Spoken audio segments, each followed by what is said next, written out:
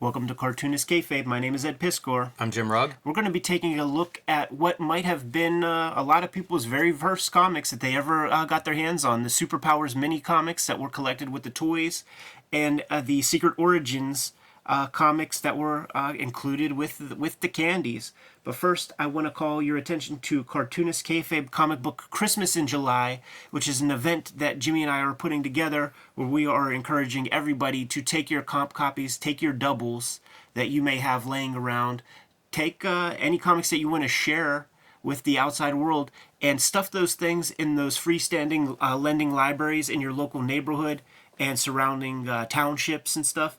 We need to create a wider comic book reading audience, and this will spread some seeds out there, man. People will hit those libraries, they'll see some comics, and you know, depending on the subject matters, they might share that with their youngins. Red Room, probably not so much. Jimmy created this piece right here, which I think is a great idea also, which is to include a little Xerox that might have comic shops, tell people about the library system in town, and of course, man, the place where you want to hear more about comics, Cartoonist Kayfabe. Why not? Super sharp thing to do. It's the last Saturday in July, and we are going to do everything we can to spread the word about comics and create a bigger readership. I want to invite you guys to like, follow, and subscribe to the YouTube channel. Hit the bell so that we can notify you when fresh videos are available. That mitigates the kayfabe effect, which is what happens when we talk about comics and we put the videos out there. By midday, those comics disappear, but you're not going to find these because these are the coolest bootlegs that we got our hands on at Heroes Con. Also, if you watch these videos to the very end, that's going to boost those YouTube algorithms, push our videos out to more people. We recently met a lot of people who just randomly found us on YouTube, and I got to thank you guys who have been supporting the channel and pushing our stuff out to other people. We're only 1% of the way to the subscriber base that we've been chasing. Without further ado, no bearing the lead, we were down at Heroes Con very recently, and somebody mentioned, yeah, you know, you guys did those Masters of the Universe mini comics that came packaged with the toys. Well, how about the Superpowers joints, man? These might be the first comics that a lot of people read, and I concur. You know, how cool is it that when you're a little dude, you get your toy, and then there's comic books included, just like our Cartoonist Kayfabe Christmas thing. Like, you see comics, it's super attractive imagery. It might make a certain percentage of people out there want to see more of them.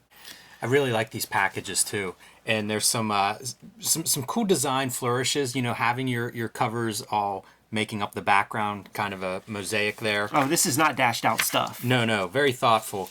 And blowing up certain panels, you know, doing stuff like this in front of chapters and things. That's really attractive to me. Some of them where you can really see the dots in the printing stuff. And then just a little bit of background on what these things are. And one piece is, these are actually blown up a little bit. The original comics were slightly smaller than this, 2 7/8 by 4 1/4. These are 3 3/8 by 5. So a slight enlargement, but like this is your blow up panels. I absolutely adore these. Oh, so much, man. Total piece of pop art.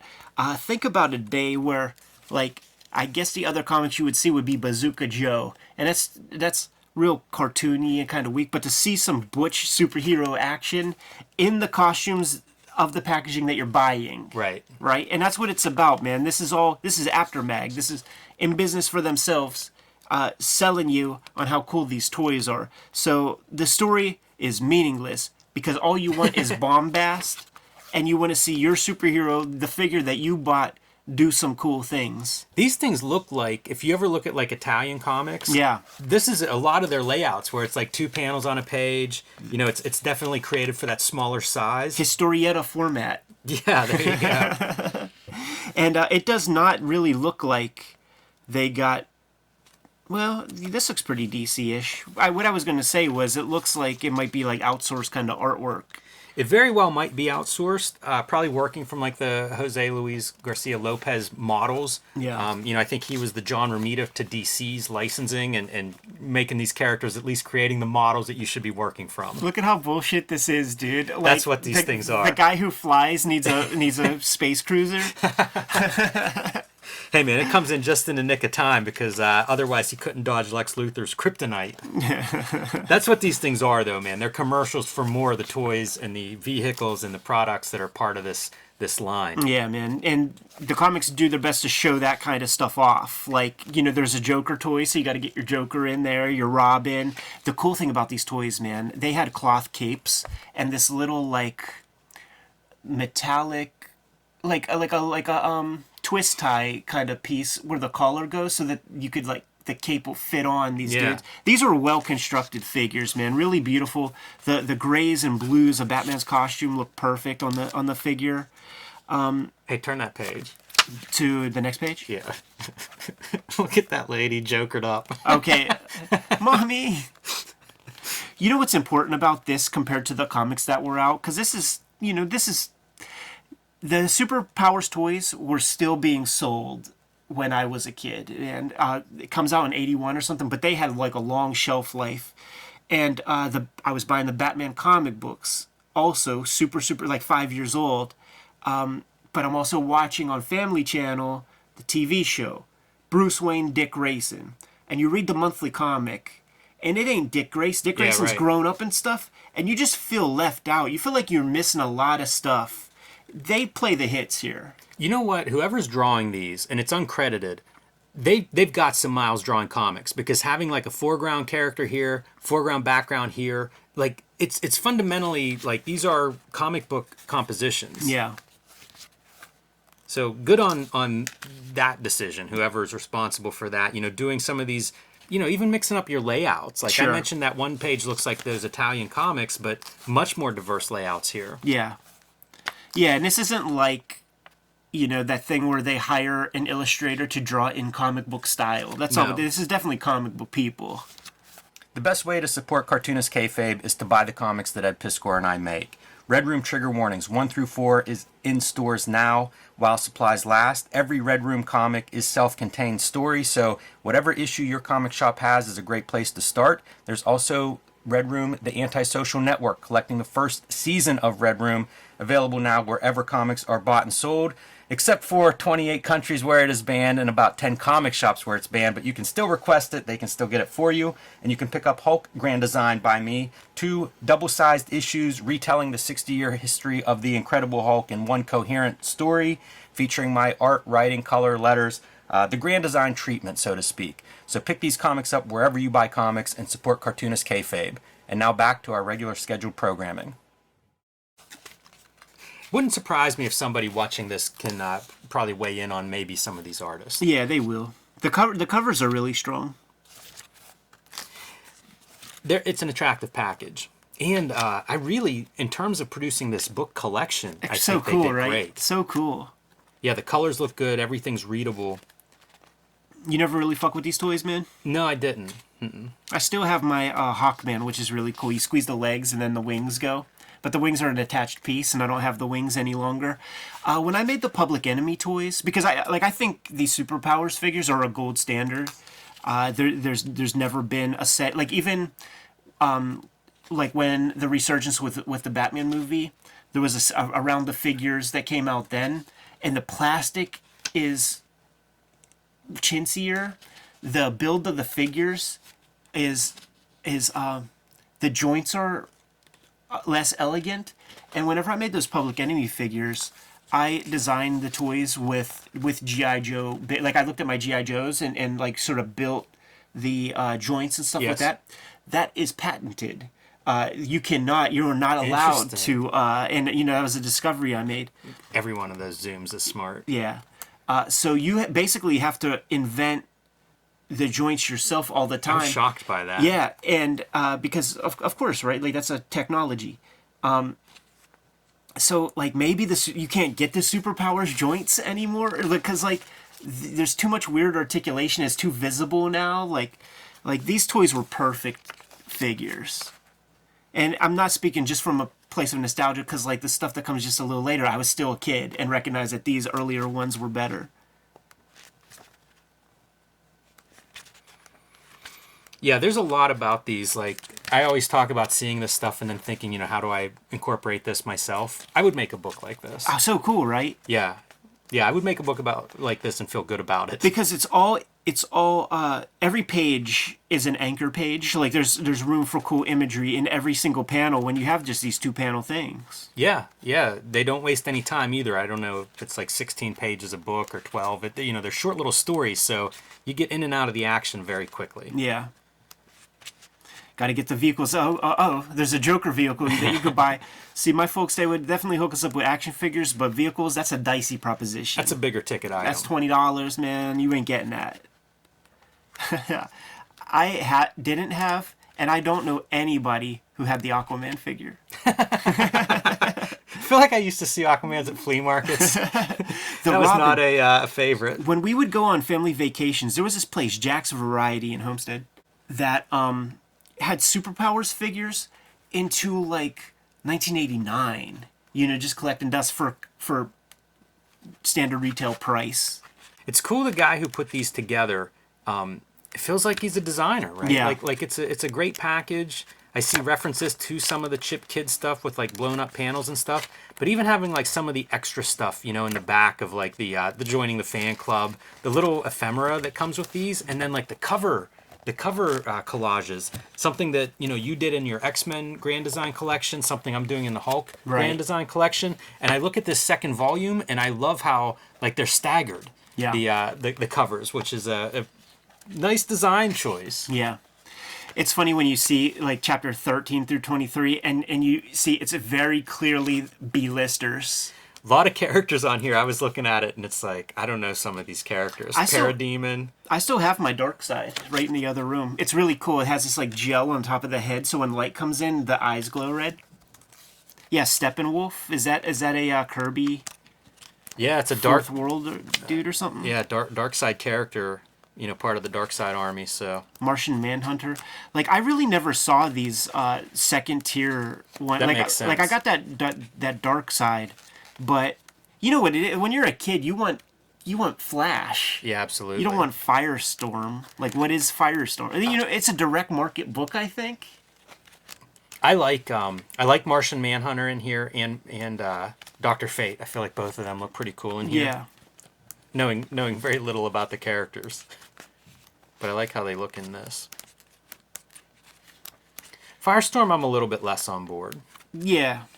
I remember Jeff Darrow talking about when he was working on Super Friends, he designed the Firestorm character, and it cost an extra $10,000 to design that character because you had to make the hair not be fire, and you had to figure that out. And I think they ended up with like a Dairy Queen fucking ice cream head, but it took like $10,000 worth of R&D budget. That's hilarious. To build the Firestorm character. Do you remember the other toys that I remember having? Comics package were the first wave of McFarlane toys. Oh yeah, of course. And I forget the artist. John Cleary would do art in those. Okay, that makes sense. There was another guy that had come out of like Eclipse or one of those indie companies that I liked, and I think he did Angel Medina. That wasn't Angel Medina. He may have done some, but that's not who I was thinking of. This guy, it'll come to me. Yeah, and it's in the comments right now. Yeah, that's true. So the stuff that I saw less was these Secret Origins candies that came out, man. I do think I remember they're like these like no, I never got these things. Yeah, I don't know these either. Although it seems like the same kind of format, right? Totally. Even the printing size, same size for the comics, so probably about the same time period, I'm guessing. I wonder if these are reappropriated, like if these were drawn for it or if these were reshuffled pages from an existing comic, because there's something about the art that feels more like tighter. That's interesting, yeah, because they would reformat these things occasionally for those paperbacks, although usually they would just shrink them down really small, but sometimes they would be recut. And it would still be like a panel or two. Like the paperbacks that I had would just be a panel or two a page. I saw an EC collection, paperback EC comics from, it must have been the 50s, I'm guessing, this weekend at Heroes, and kind of wish I would have picked that one up because I'm curious. Those things are so dense. Like, do you think they're recutting those? Oh yeah, that's a good question. Because that would be hard to shrink those down to paperback size and still be legible. Totally, man. Oh yeah, you know what? If it's anything like the Mads, they absolutely do. Oh yeah, that would be right. That would make sense. That might be the model. Yeah. This speaks to like in the 1980s, candy stores were still around, and you could get comics at the candy store. It would make sense. That's a place where kids Makes go. total sense, yeah. And so have a comic book with some candies. Why not? Sure. You mentioned Bazooka Joe. It's kind of along the same lines. Totally. Just maybe a slightly more commercial-minded comic. Yeah, and if they played their cards right, they probably would have some sort of like subscription piece in the back, something you could mail away to. Yeah, and if you didn't do that, like, what are you even doing? Yeah. Your licensing guy ought to be canned if you didn't do that. See, now this lettering compared to this lettering is different. Like, I feel like this might be a retooled comic. I It's don't certainly know. possible. Anyhow, man, this is like one of my favorite bootleg pieces that I've gotten in a while. And now that we have the channel, it's cool. We're like, we don't have to necessarily always have to know the secret handshake to get cool bootlegs. They somehow just materialize before our eyes. There's an ad in the back here. I wonder if this is for the DC superhero book that we looked at with Chris Pitzer. Because a buck right. $50 at this time period, you know, if this is early 80s or so. That's a big book. I bet those big books cost more than $1.50. Yeah, that's probably true. Yeah. What is it? You know? I don't. Well, what I'm saying, I'm asking the audience. Gotcha. What is this collector album thing? You know, we have questions because I never really seen these, but absolutely had those superpowers, comics and figures, and sure, that very likely can be some of the very first comics that I got my hands on. There's your album. That must be the Send Away album. Oh yeah. I've never seen that before either. Like to imagine that as being like that treasury sized, you know, oversized. Go from your tiny little mini comics to like the giant treasury size. It could be 12 pages because the entire Batman story fits on that single sheet. Super fun to look at, and thank you very much for sliding that our way. We don't know how to tell you how to get it, Ben. Yeah, don't want to get anybody in trouble with that one. Good to go? I am. Kayfabers, like, follow, subscribe to the YouTube channel, hit the bell. We'll notify you when new vids are available. It's out there, Jimmy. Hulk Grand Design Monster and Madness are both in comic book shops now. 2 double-sized issues that tell the 60-year history of the Incredible Hulk. I'm writing, drawing, penciling, coloring, the Grand Design tradition. And join me on patreon.com/JimRugg, where you can download some of my out-of-print zines and mini-comics and see a lot more of my comics art and process and how I make these comics. Red Room Trigger Warnings, issue 1, 2, 3, and 4, available online, in stores right now. The Antisocial Network trade paperback is in stores right now also. You can get these comics at my link tree in the description below this video because it is banned in more than 28 countries. It's banned in more than 10 comic shops, and my Patreon has the Red Room comics being serialized. There's an archive of more than 200 pages there as we speak, and it just costs $3. Cartoonist Kayfabe comic book Christmas in July is the last Saturday in July, and we want you to take your comp copies and take your doubles and stuff them in those little lending libraries throughout your neighborhood and in your neighboring towns. We need to spread awareness to the medium of comics, and we need to grow that comic book readership. We keep doing this every year. We will have success in building a reader base for a future generation of comic book readers. What else do we have out there, Jimmy? Subscribe to the Cartoonist Kayfabe e-newsletter at the links below this video. You can also find Cartoonist Kayfabe t-shirts and merchandise at the links below this video. Another great way to support the Cartoonist Kayfabe channel. Given those marching orders, Jim, we'll be on our way. Read more comics.